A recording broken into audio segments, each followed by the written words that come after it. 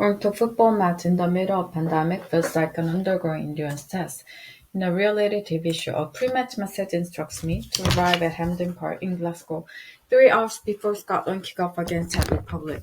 I must wear a mask at all times. I must take in all food from my micro bag into plastic bag provided by the stadium, and all the catering allowed will be shut. So no fancy burgers or cartons of La Pepsi to keep me going. When I immediately turn up to the stadium 3 hours early, the crowds are predictably sparse. The pub outside of overflow with supporters wrapped in Scotland flag looked like a tempting alternative. But when I suggest to a steward that might go get a drink ahead of the game, a look of concern crosses her kindly face. "Be careful which pub you're going to," she says. "They will see you coming." What is she referring to? Could it be the don't-book bag A4 that I'm clutching? I have given my spare ticket to Rear Scott, my friend Alastair, but he's from Edinburgh, so also not 100% at home in Glasgow.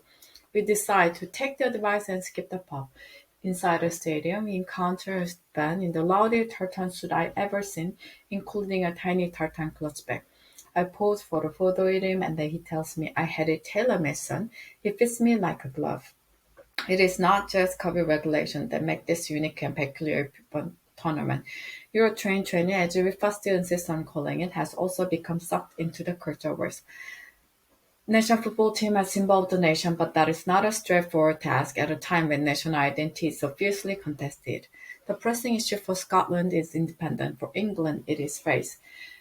National English football team has decided to take the knee before matches as a protest against racism, but each time they do it, they are booed by a significant section of their own supporters. Even the government seems uncertain about how to respond.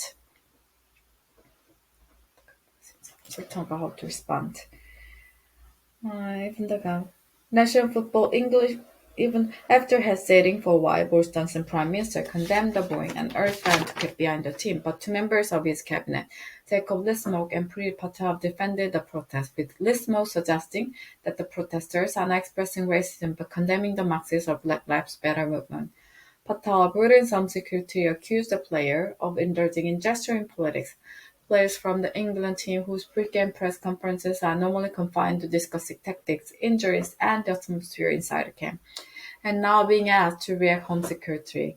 It would be natural to assume that cabinet ministers are better at politics than footballers, but the Johnson government has reason to be worried of the clashing with the England team. Last year, it went down to an economic defeat when it took on Marcus Rashford over the extension of free school meals for poor families.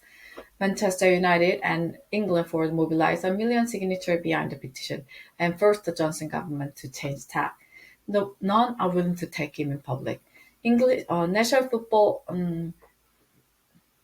the culture wars over football are not just happening in Britain.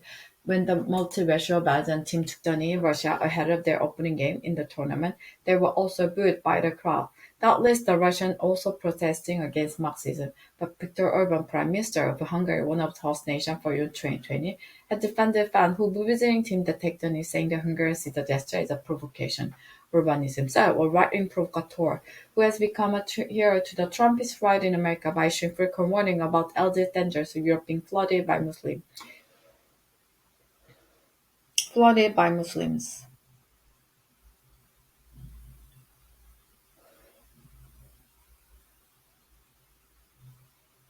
But even some moderate conservatives are uncomfortable about footballers taking the knee. One prominent Tory thinker in Britain laments to me that football is win a political spade, but now the national team has become a source of division. I can see what it means. This year's tournament inevitably brings back memories of Euro 96, when England also played their games at Wembley, and the whole country did seem to get behind the team in an uncomplicated sort of way. Back then, packed stadium, all joined in the singing of the Lions. Football's coming home. Now the stadiums are largely empty, and some of the home crowds are actually bringing the players. For somebody who has been to many England games over the years, I know that the idea that the team was never mixed up with politics or race is an illusion. England games have always attracted a substantial number of soldier hooligans and far-right supporters, whose trademark chant is "No surrender to our A." At the last European Football Championship in France in 2016, the ugly tradition of English football hooliganism re-emerged. When I remarked to another fan that I didn't particularly enjoy being caught up in a near riot outside a bar in Marseille, I was told curtly, "If you don't like it, you should stay at home and watch the game on television." Football ground in 1970 were also where I saw the most overt racism that I ever witnessed in Britain. It was routine to see black players bark Bibles and monkey noises. The football authorities and commentators were silent about this for many years. So if the current national side feel they want to make a statement about racism, it is hard to accuse them of bringing politics into a political space. The politics, particularly the racial politics, have always been there. The identity issues are rather different for Scotland. Euro 2020 comes as the Scottish government is ramping up demand for a second independent referendum. This is the first major international tournament the team had qualified for since 1998, neatly fitting the narrative of national revival.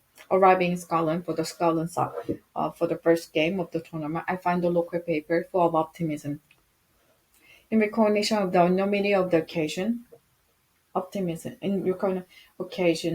the Scottish government has even allowed schools to stop lessons to allow the kids to watch the game against sex life. As a visiting English fan, I wonder how I feel about all this. I grew up supporting Scotland in big international tournaments. I had little options since England failed to qualify for the World Cup of 1974 and 1978. But British identity was less complicated back then. The anthem played for the first game for Scotland's side that lined up to play Brazil in 1974 was God Save the Queen, although to recording did not show the Scottish player looking The team particularly delighted. Today, the crowd and team will be belting out "The Love of Scotland" loud enough to drown out the loud enough to drown out the conversation.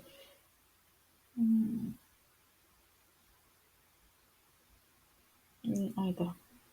God save the Queen, although to be fair, YouTube recording did not show the Scottish player looking particularly delighted. Today, the crowd and team will be belting out Flower Scotland with a stern word that we can still rise now and be the nation again.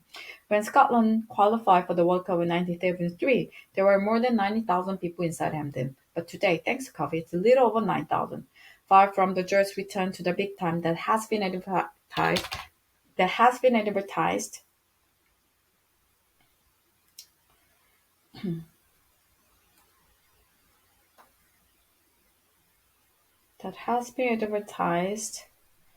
It feels pretty bland and lonely up in the stand, even if the Churchill army has been reduced to little more than a couple of battalions. They belt off Love Scotland loud enough to drown out conversation. The team start the game with all the expected passion and stream forward.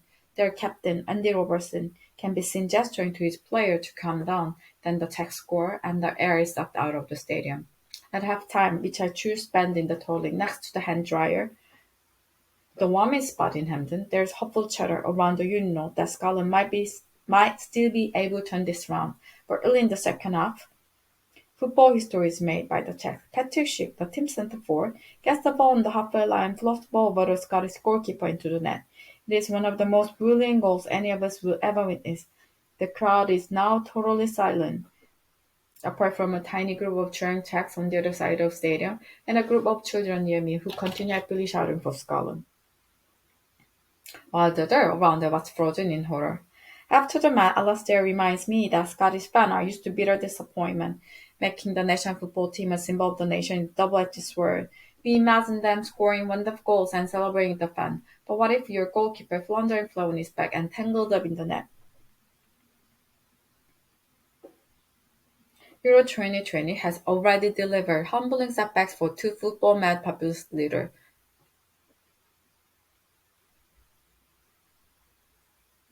Orban gave permission for a capacity crowd to attend Hungary's opening games in Budapest against Portugal, only to see the nation side lose 3-0. Recep Tayyip Erdogan, president of Turkey, traveled to Azerbaijan and sat in a place of honor in the stands, next to Azer president, from where he was able to see Turkey go down to a 2-0 defeat against Wales. England fans also have a habit disappointing their most ardent fan. The side often portrays the embodiment of what we like to believe are national characteristics: courage, calmness under pressure. In fact, as a recent piece by Jordan Liu in The Guardian pointed out, England are uniquely bad at holding a lead in a tournament. The numbers seem to suggest they might even be bottlers, and that or has the French and Italians are much better at holding their nerve when they take a lead. If Gareth Southgate, England manager, can somehow break this cycle and turn England into a winning outfit, He will inadvertently provide a huge boost to a Johnson government that is desperate for symbol of the success of Brexit Britain. But Southgate has subtly but unmistakably positioned himself to the left of the government taking the knee. He leads a multiracial team and has irreconcilably defended the right to make statements on subjects other than football. It has become accepted wisdom in Britain that culture wars always work better for the right than the left. But football may be an exception. A poll taken across Europe before Euro 2020 showed 54% of English football fans supported taking the knee, with 39% opposed. If the England team keep winning, the number in favor may rise along with the team's popularity. For once, the right may find itself on the wrong end of a culture war for the duration of Euro 2020. I will care much less about who is the culture war than who wins the tournament. For Scotland, Euro 2020 began with a deflating defeat. The England team disappointed their fans almost as reliably as the Scots, though slightly later in the day. On the other hand, this is a weird tournament. It's taking place in the middle of a pandemic.